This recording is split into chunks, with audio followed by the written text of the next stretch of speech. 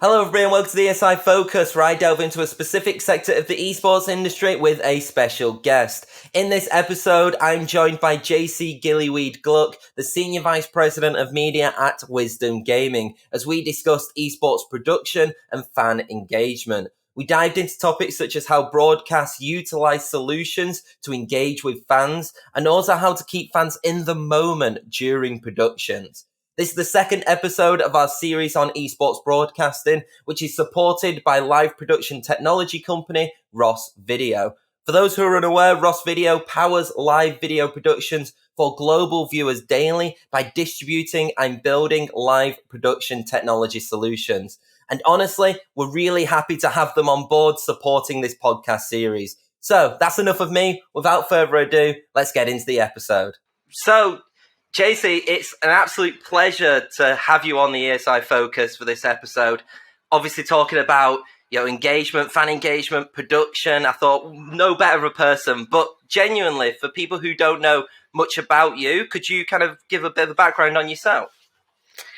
Yeah, absolutely. And first of all, thank you so much for having me. I'm really excited to be here. I'm the SVP at Wisdom.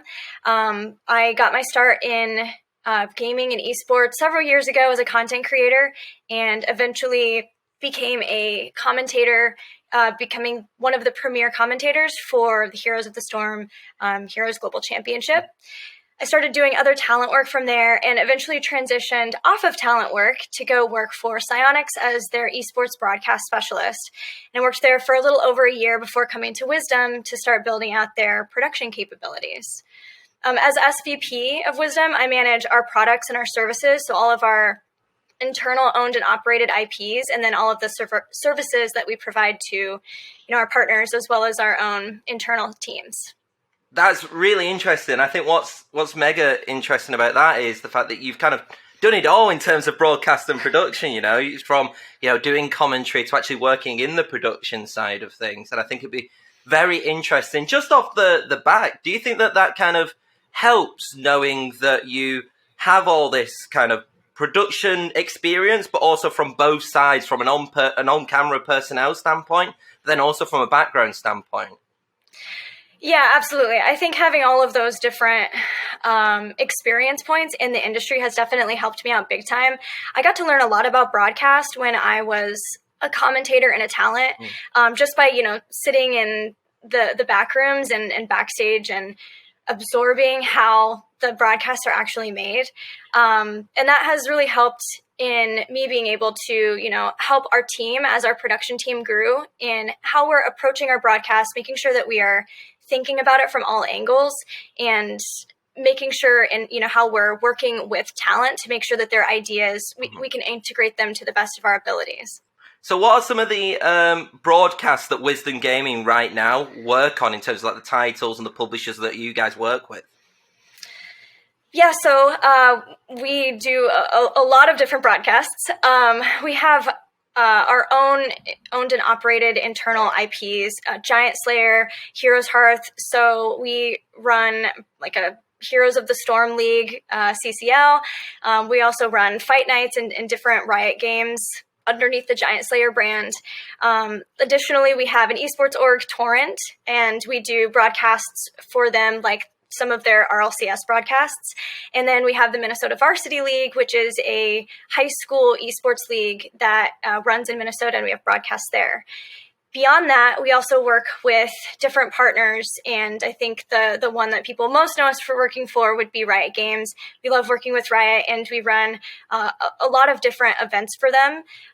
One is the North American Teamfight Tactics Esports League. We run everything from their leaderboard snapshots to the actual events that help culminate into the regional championship, which then go into the Worlds event from there. And then in a similar vein, we just had an announcement and just got started working on the WNS, which is Wild Rift North American Series. And we're super pumped. We love the Wild Rift scene. We started making broadcasts and helping with the esports scene last year. And so we're super excited to be working with Riot Games on that as well. Absolutely fascinating, and you won't know this, but I'm a massive teamfight tactics player. I love teamfight tactics, and I think that, and we'll probably talk about it during this podcast because I think it's definitely something to talk about in terms of production, in terms of broadcasting certain titles, but the production capabilities right now of teamfight tactics and what it could potentially come is something that I definitely want to delve into. So let's actually delve into really what is our first topic, which is delivering an engaging esports broadcast for fans. So from a production standpoint, what are some of the key points that you think of when creating an engaging esports broadcast as a whole? Yeah, so, it's funny because I think my initial just hot take golden rule for something like that would be, what are you going to find entertaining and engaging and make that? But beyond that, I think one of the really important things to keep in mind and to consider is the format of the event. I truly believe that oftentimes the format is maybe not as much of a focal point when starting the development of an event as it should be. And a big reason for that is the format informs so many decisions that you're going to make about the event down the line. And there are many different types of formats, and trying to make sure that you are hitting the right format for the right tone and the goals of the broadcast is really incredibly important, because there's a lot of expectations when people go to watch an event. We often talk about it's almost like a spectrum of all of the different formats, from what is the most competitively viable, it's going to produce without a shadow of a doubt the absolute best team or player, or what's going to be really entertaining, a single elimination bracket, very entertaining, life or death, it's all on the line, can't mess up, no second chances. Or then you've got the really competitively preferred methods of for instance, a GSL groups into a double elimination bracket where you've got 3 lives before you're actually really out of an event. And then there's all of these different kinds of formats in between. And, when you're making what is going to be the big competitive event, the capstone of someone's competitive career in a game, or if you're making something that is more entertaining and focused on creators, there's going to be different expectations, not only from the people who are watching, but the people who are participating in that. And so trying to make sure that you're hitting that right tone with the format right off the bat is super important. So you're saying that it's very important to kind of establish, when you're creating an esports production broadcast, one of the first things you kind of think of is, well, what is kind of the format, in the sense of, sometimes as well, it could be a one-off tournament, a massive bracket, or sometimes it's a league, and it's kind of utilizing, I guess, different broadcast equipments, different broadcast techniques as well to kind of help paint the picture of that story throughout. Absolutely. Yeah. As I kind of said, the expectations are going to be different for what fans are expecting and what players are going to be expecting too. So if you're doing a one-off event, an event that's more focused on the creators who are participating in it, and it's more a brand activation, a for fun event, you can be more experimental with the formats, and you can do more things that heighten the drama, going back to the single elimination bracket.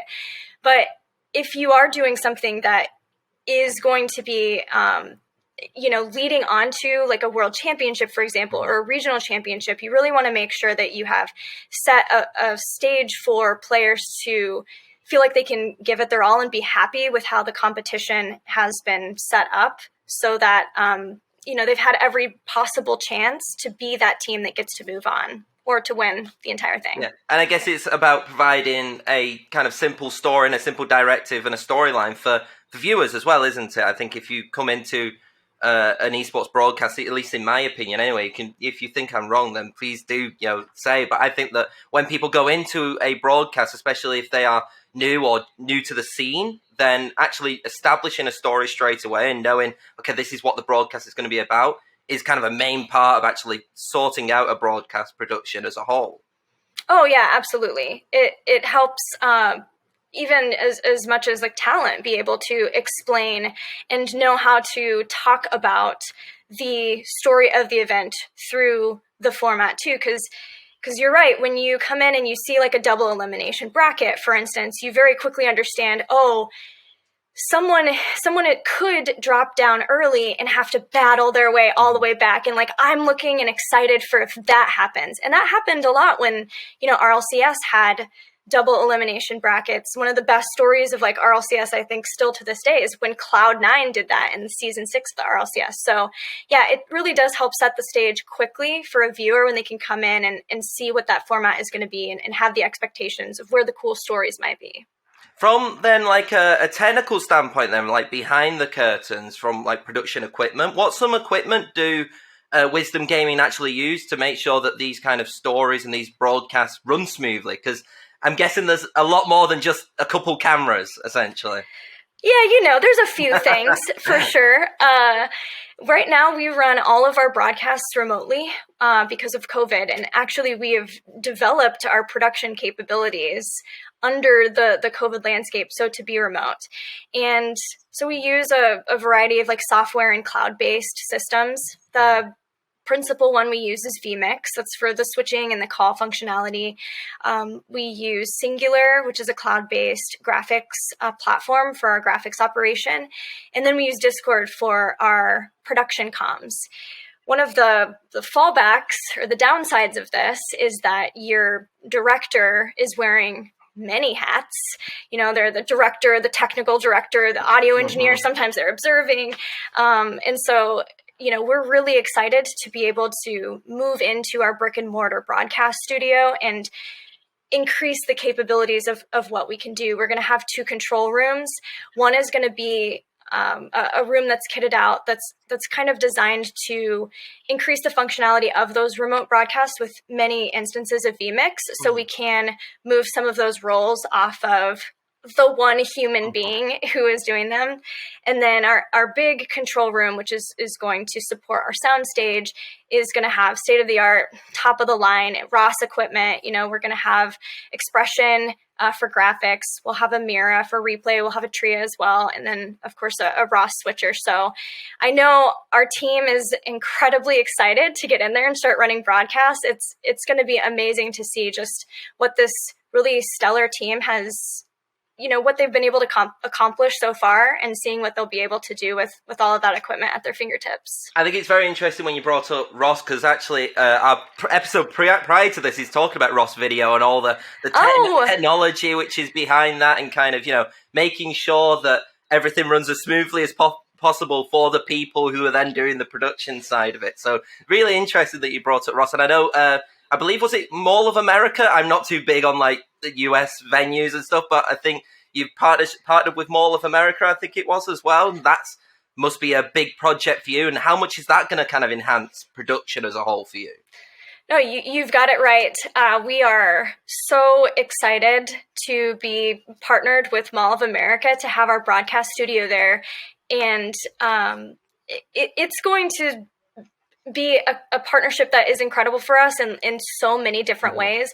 I think one of the baseline things to look at is the Mall of America and how it's set up technologically speaking, had to be set up for Super Bowl operations where they were like broadcasting from many different locations.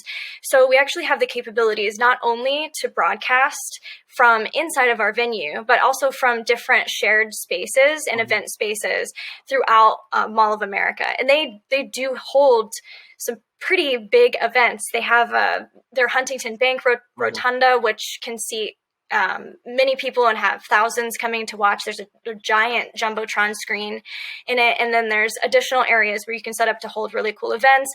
We found spaces that would be, this is perfect for a player practice area. Oh my gosh, this is going to be so cool for autograph signing with influencers. And so, there's some really cool synergies there in bringing events, not just to our event venue, which will have a event space, but also within Mall of America. And then, beyond the ways that we synergize for events, just being able to have quick and easy places for people to get food, different entertainment options. A lot of times people going to events, I think of BlizzCon, often people are wanting to go to Disneyland afterward. And, there is a theme park inside of Mall of America. There's things like aquariums, escape rooms. And so there's a lot of entertainment options to go along with our venue. And beyond the fact that it's also very close to an international airport, it actually has a light rail that connects it. There's so many cool synergies, and I think it's going to make it a very cool travel destination to come to an event, but also to be able to do other things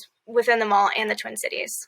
I think what's interesting as well is, and I guess this is like kind of exciting time for Wisdom Gaming, because of kind of leading back onto fan engagement. Obviously, you've been doing online broadcasts, with a lot of players, and then obviously a lot of esports tournaments.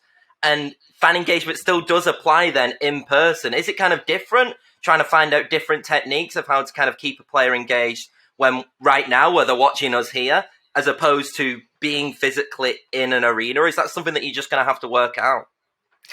Yeah, I think it'll be a work in progress as we start to transition back into having live events. But I'm really confident in our events team. Our senior manager of events, Bethany Holst, has already made and ran countless events in previous positions. And myself going to events just as like a commentator, I really appreciated how much she thought about the holistic approach of like, what is someone who is coming as a fan to this doing in off time between games or in downtime or anything like that. And the way that our venue is set up, we've got the studio, but we also do have this upstairs area as well that is going to have food and beverage and different ways where you can play games with your friends as well. And so trying to make sure, again, that there's a lot of experiences and different things to do to ensure that people stay engaged, beyond the fact of making sure that we still have a really exciting and fun and engaging broadcast for people to take part in as well. It's fascinating, and honestly, it just makes me want to get back to live events where we have people coming in again. I think it's we're getting close. We're definitely getting really, really close to it. So to move on a little bit then, actually having obviously the right equipment and the right solutions, obviously we mentioned Ross. It's important to have the right personnel as well and the right production staff in front of that. What are some of the qualities that you kind of find in production staff that you think will make a good quality for an esports broadcaster, maybe opposed to some other, forms of media as well? Yeah, you kind of touched on it, I think, in your question. But one thing I'm incredibly proud to talk about when it comes to Wisdom and our productions is we have managed to create a production team of gamers. And that is really freaking cool and something that always excites me to talk about. Our broadcast producers are either high-level players in the scenes for which they're producing shows. Some of them are former professional players in games or former broadcast talent as well. And that goes back to the point that we were talking about, with former broadcast talent experience, where the more the people have taken part in events from different positions, the better we're able to think about, what is this event going to feel like from a player's perspective? What is it going to feel like from a talent perspective? And I think that helps us make events that, feel really good to take part in, no matter if you're a fan or a player or talent. Additionally, our production team, the people, really running the broadcasts, almost all of them have production experience within gaming itself. They all have, production experience, but even running gaming broadcasts. A great example, our senior director of studio, the person who makes it all run, Colin Penny, he produced the HGC. He produced the show that I was a talent on, and since then has gone on to produce and work in a variety of roles on different esports productions. And then, finally, our project managers, our project coordinators, again, a lot of them have experience in the games for which they're making content. Of course, we're looking for some other qualities too: good communication skills, good organizational skills, and a calm under pressure. But I think the point that you'll see is everyone loves games and knows games. And when there's a quick call that's coming in from our observer bay about something happening in the game that requires a quick response, everyone speaks that language, and that helps make sure that, they are broadcasts that are made by gamers for gamers. Absolutely spot on. I was just going to say with the observers as well. I think actually having a great in-game knowledge. Observers probably the unsung heroes, I think, sometimes of production. Just knowing that this is where a moment is going to happen into a game, then relaying it to a director who will then cut to that, get to the right thing, or even the people who do all the overlays and kind of have provide layers on these stories and provide them at the right time. There's loads of little details, I think, and you only get that from being, knowledgeable or experts even at the title, which you are itself. And I think, especially with how young esports is right now, it's not like we're in traditional sports. There are people who have been brought up to kind of, from a young age, to kind of watch these sports. So even though they may not necessarily be an expert, like they know of everything about it. Where with esports, I think we're still in an industry where you kind of need that in-game knowledge. And like you said, simple things of knowing certain terms, which could be quicker to kind of explain things. I guess for you, it's all about making like a more seamless production, isn't it? Because I think if it looks seamless as a production, it looks seamless to the audience as well. Absolutely. There have been times in broadcasts where, I think back to HGC days or Days as Talent, where we would work with people who are very amazing at what they do within their particular production roles, but, might be replay operators where we're trying to convey the replays that we want to get and trying to bridge that gap of like knowledge to the game and communicate what you want to see can be tough at times. And so having that be seamless, trying as much as we can to make sure that everyone is speaking the language, even if it's not necessarily their game, having gaming knowledge is going to help bring it up to speed faster and like understand a game quicker has been so far our goal. And I think will be something that we continue to look for as we continue to expand our operations beyond the remote broadcasts and into in-person ones. And it actually brought up something that I can remember, and obviously because the Super Bowl was not that far away, not that long ago. Yeah. And in the LCS did, which is the League of Legends North American for some of our audience, the League of Legends competition, they did a call of an NFL game using League of Legends terms. So they were saying like he's going for the Nexus, he's going for a TP down bot, and it's like these NFL commentators not understanding what it is. And sometimes I can feel like that's what could happen if you get someone from esports production and kind of get them to overlay traditional sports and vice versa. You need to know those terms. And I thought it was a really smart, kind of funny advert, but also kind of made me think, well, that's how sometimes it's really important to know these type of terms within a game as well. It just kind of came off the top of my head and when I actually thought about that, when you were saying things like that. So let's talk about then keeping a fan in the moment during broadcast. So making sure, especially in today's day and age, we've talked about it, engagement, talked about, we have TikTok and a lot of short form videos. It's really hard to keep an audience member engaged and glued to a screen. So how do you personally, and in your opinion as well, how do you kind of make sure that when a fan is watching a broadcast, whether for you guys it's TFT, Wild Rift, or whatever, and even your esports team, that they actually maintain themselves and keep engaged on that content? Yeah, so the funny rule, I think, is understand why people are there to begin with. Mm-hmm. And I think in esports specifically, 90% of the time, they're there to watch the gameplay. And so it's sort of about, one, I think making sure that the run of show that you're creating, the flow of the show is continuing to move and feel like it's moving so that you're getting back into the game and getting back into the action, the point that all the fans are there to see. That's especially true when a game is shorter too. Like Rocket League games, they're pretty short. And so making sure that you're continuing to keep things snappy and moving is just vital. That being said, we all have content goals. We've got lengths of broadcast that we're trying to hit. And of course, we're looking to include partners and brand activations.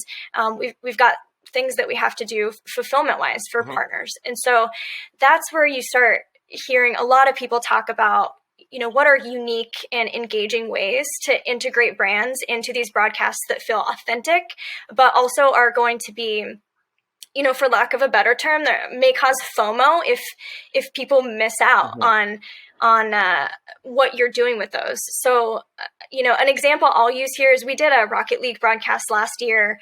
It was medieval themed, and we called it Renaissance Ruckus.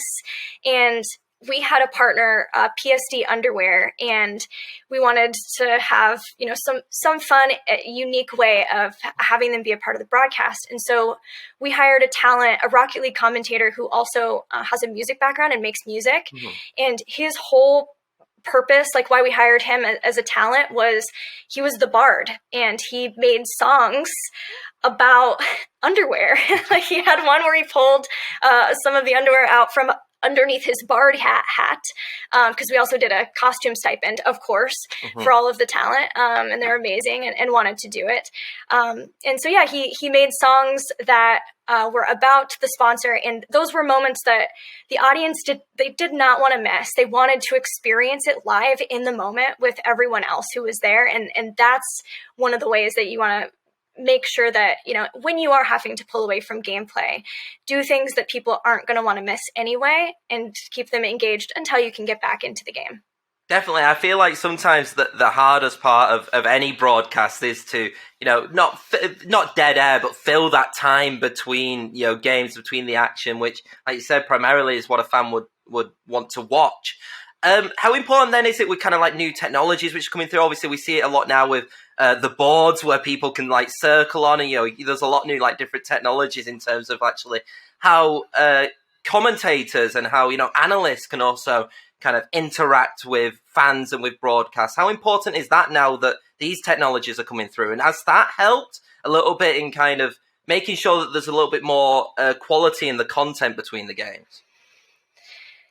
Yeah, I do really feel like as we continue to develop more and more esports broadcasts, we're going to see more blurring the lines between the chat, the fans, and the broadcast and the talent on it. I think already, we're seeing usage of things like Twitch extensions that allow for a changing of the broadcast and an influence of where the broadcast goes, and being able to capitalize and including to develop those things is going to be really important for us and other broadcasters, because we've gone from what was once just like Twitch chat and being in chat to things like, we've got channel points and polling, which is, almost commonplace now when you look at esports events. And I think further things like extensions that allow for, the fans to live interact with the talent in those moments between games. And then as other technologies develop too and enhance that, I think we are going to see that continue to blur the line and basically make it where the chat and the fans and the viewers really are a part of the broadcast. Yeah, definitely. I think so one thing which I can think of is like Twitch extensions in particular. A lot of them now are really focusing, especially with this esports push, on making sure that people remain engaged during games and during broadcasts through Twitch extensions. And it is fascinating how kind of like viewers are becoming part of the broadcast. Is there I'm obviously normally very positive, but I am going to throw a little bit of a negative. Is there a worry that it can get a bit too much though with this interactivity, and should there be kind of a line between production and then the viewers watching, or is it okay to constantly cross it? But is there a balancing act with that? I think it'll come back to the same thing that you'll see me come back to a lot, which is how competitive is this? If it is like the height of the competitive, determined, this is the competitive event for this particular game, I think there will be more of a line.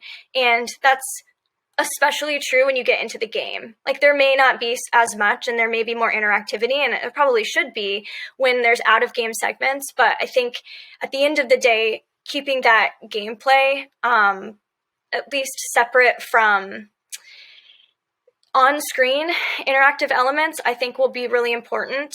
That being said, at the same time, I think there will be a lot of experiments and trying things out, and some things will work, maybe as long as it's polls and poll results in areas where it's not affecting the viewing of the game.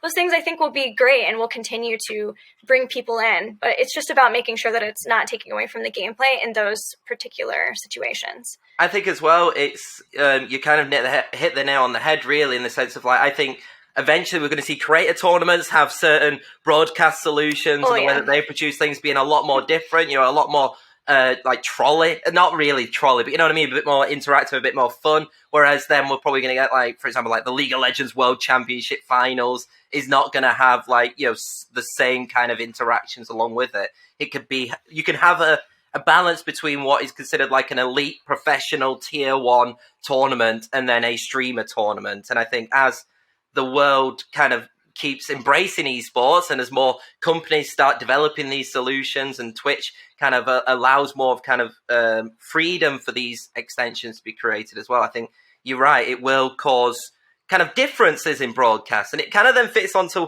another question, which is stylizing esports production. And this is one which I do want to, I'm very fascinated to actually talk to you about. Is there a one-size-fits-all approach right now to esports production, or is it different dependent on the title? When you say title, do you mean the game itself? So, for example, with Wild Rift, with you guys and TFT, do you have kind of like a one-size-fits-all in terms of the production, or is it completely different in terms of how you structure and how you produce those shows? Got it. I think there's a little bit of both, but I'll explain. Both of those, TFT and Wild Rift, WNS, we're running are the elite competitions for North America. And so the focus there is going to be making sure that everything is, clean, understandable, good, and most of all, making sure that the gameplay is the focus. But when it comes to like development of overlays and that kind of stuff, it's completely dependent on the game itself. There's going to be certain things that you tend to have every broadcast. Probably going to have a prize pool. You're probably going to have something that explains the format. You're probably going to have something that allows you to see the commentators. But obviously an overlay that's in-game completely depends on the game. And then beyond that, a lot of that is determined by the format and the game itself. And with regards then to TFT in general, I haven't watched TFT competitively in a while, and I don't know if they've changed this, so I hope if they have, then do let me know. But right now it doesn't have a full spectator mode, I believe, still. And nope. So it has one now. Just now for the set. Yep. Okay, I'm so glad to hear that. I do want to talk about then the differences between that. What was it like then having no spectator mode for TFT and now having this spectator mode? Has it helped in terms of creating a broadcast production and being able to kind of identify stories a little bit better and create a more cohesive product? Yes, it absolutely helps. I do think that there were some pros to the old model. For instance, you've got everyone, all the competitors, as many as possible, we would ask them to stream. And so because they're streaming, a lot of times we also could see their faces, see their reactions. But then at the same time, we have to intake their stream, which is going to lessen quality of the game itself that you're seeing. And then some people didn't have the capabilities of streaming, or they had to stream at a low quality at a point that we couldn't spectate and see their gameplay. And so being able to have the spectator mode has been really huge, I think, for us being able to feature way more players and be able to help narrate the storylines that the players want, or the talent really want to see more effectively as well, because we can make sure that we can see any of the players who are competing. And was the TFT was it mainly PC recording or was it mobile? Because I kind of want to lead on to Wild Rift, because Wild Rift obviously being completely mobile, is that a totally different way of actually being able to get this information, or is it again a very similar in terms of broadcast production? So TFT was PC. I think most people people only really like switch to a mobile setting if maybe they were having PC issues, but for the most part, people were playing on that. Wild Rift is a bit different in how we have to like intake our feeds and all of that. But at the end of the day, we still have observers who know the game and are familiar with it, who are sending their feeds to our director. And that happens regardless of the game. Is we have someone who is able to kind of help with the storylining and who is listening to the talent, who then can send it to our director. For those games, it's very difficult for our director to try to also observe. So being able to have someone who can send a high quality feed really helps with that. And I'm guessing that this kind of process is going to get a lot easier when, you can actually all be in person and it's a lot less remote, and everything like that can occur. I'm really excited to kind of see how, for you guys with Wild Rift, what are your ambitions broadcast-wise and production-wise for this title, as opposed to the possibilities that you can do with Wild Rift as opposed to a PC game? I think our biggest ambitions with Wild Rift itself is just to continue to supplement and support the community and grow the community. We were really fortunate to be able to start running events right at the start of when people were thinking about it as an esport. Mm-hmm. And because of that, I think we feel really comfortable with it as a game. We love the scene and we love being able to support it. And so being able to move it into studio and then add to it the new equipment that we'll have, we're able to do replays with it, but by having our replay system, it's going to be better quality. We can really fully treat it as the esport with the promise that it has, because I do really feel like this game is going to get really big, and I think it'll be really awesome to be a part of that within the North American scene. Is it fascinating kind of taking a very new title, both with TFT and with Wild Rift, and then kind of essentially working it out along the way in terms of what's the best way to broadcast this, what's the best way to produce this show? Is that really fascinating in itself? Because obviously, we've had it a lot now with Rocket League and obviously League of Legends. There seems to be, with a lot of these tier 1 esports right now, there's a tried and tested formula. But with some of these new esports which are coming through, is it really interesting to kind of be like, let's try this and see what the audience thinks? And sometimes it works, sometimes it doesn't. Being able to iterate on and continue to make better broadcasts is probably one of the best parts of getting to continue to run events in the same game, or even mm-hmm. events within the same circuit, competitive circuit. I kind of go back to having producers who are former pro players, but all of us set a really high bar for our broadcasts, and we're not afraid to look and see like how something is being done in a different game or what have you, and try to figure out how we can add that to our broadcast, mm-hmm. even in a remote setup, which is sometimes very difficult and frustrating and takes a lot of hours, but is totally worth it. I look at some of the early TFT events that we did and compare it to some of the capabilities that we've added.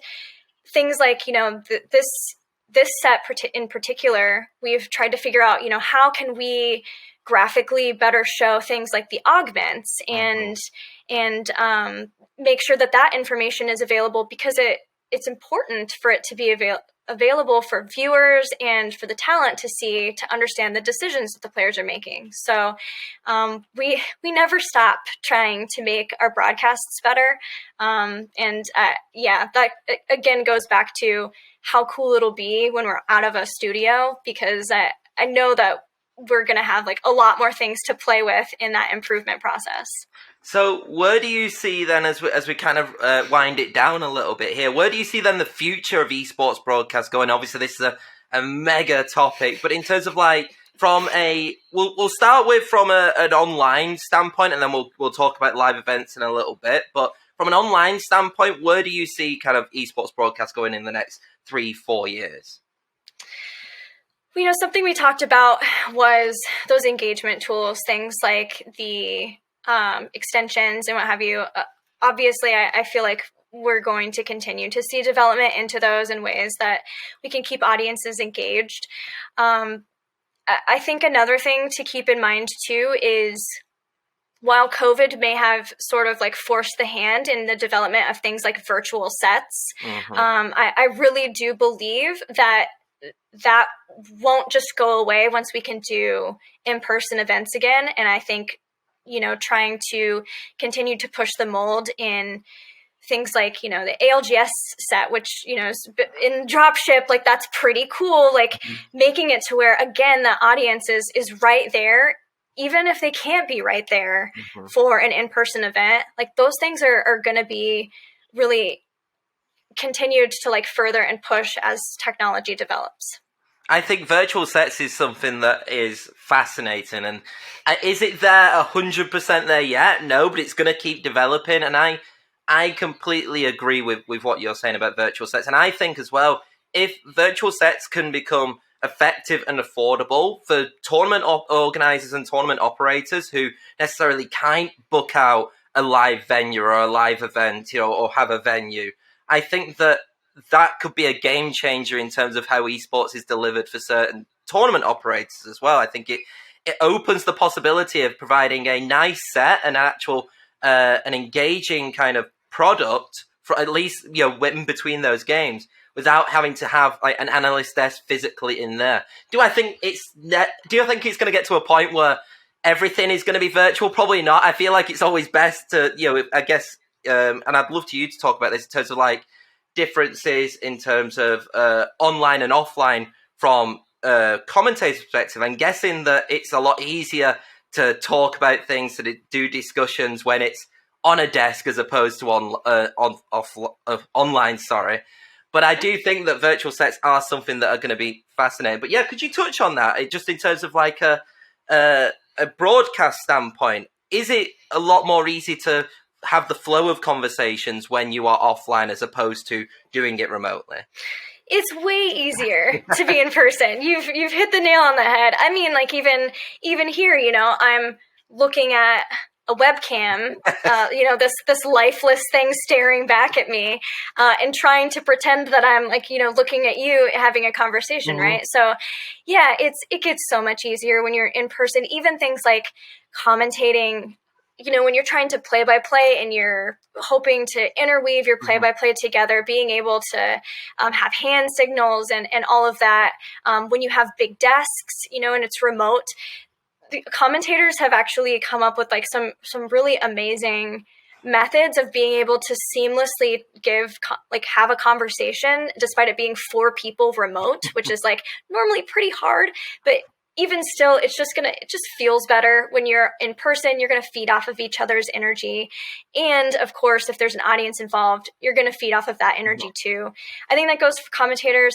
Of course, players being in person, there's that element of like playing next to your teammate. There's that element of fans, but then there's the added element of ping and getting to play on a LAN setting. So I think absolutely, like LAN settings are going to be very, very important, especially for the upper echelons of competition. But I agree with you. I think that for earlier in competition, having virtual sets increases production quality in a place where it's just not feasible or financially responsible to have everyone in for like qualifiers in early stages of competition.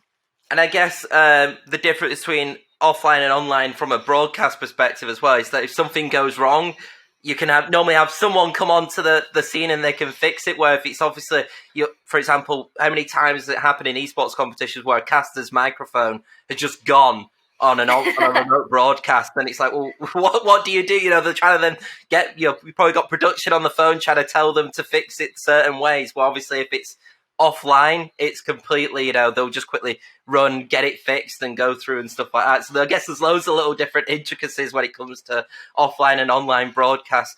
One last thing I do want to talk about is AR. So we talked about virtual sets, but what do you think the possibilities for augmented reality in broadcast? We've kind of seen it a little bit in terms of certain games when they have like champion selects or agent selects.